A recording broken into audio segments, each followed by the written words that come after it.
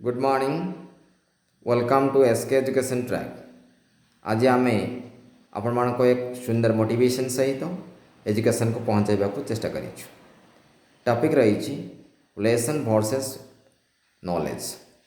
आमे लेसन कहले कौन बुझु एवं नॉलेज कहले कौन बुझु।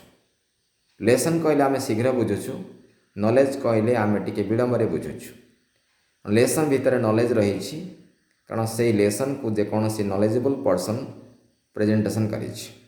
तेणु आमे सर्वदा लेसन उपरे गुरुत्व दे पाठ पढ़ुवा हेतु आमर ज्ञान उदय समस्या रोचे। ज्ञान उदय पर लेसन को आमे ओपन करें पाठ पढ़ा सहित आम नॉलेजियस पर्सनालिटी भाव में आमे उभाई पार।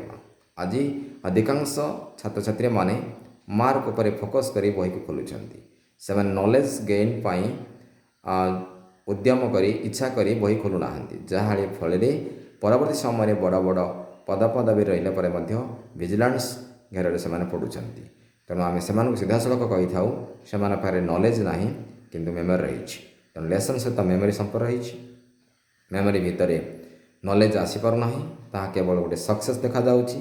से सक्सेस पछरे अनेक अनसक्सेस एक्टिविटीज रही जहाँकि आज गणतंत्र विपद, जाति विपद, परिवार विपद, समाज विपद। तेणु नॉलेजियस होगा हेले आमको लेसन को भल भाव में प्रैक्टिस करने पड़ो। से लेसन भितर रही लेसन मेंटालिटी को बुझा पड़ो। जो व्यक्ति बा जो भाई भणी ताको प्रेजेंट कर से प्रेजेंट भितर आमर इनफर्मेशन कौन होता जानवा पड़ो। तेणु आज अनेक विजिलेंस पढ़ुं बड़ बड़ ऑफिसर्स। यार मूल कारण होची मेमोरी अच्छी, नॉलेज ना। से लेसन अच्छी, नॉलेज ना।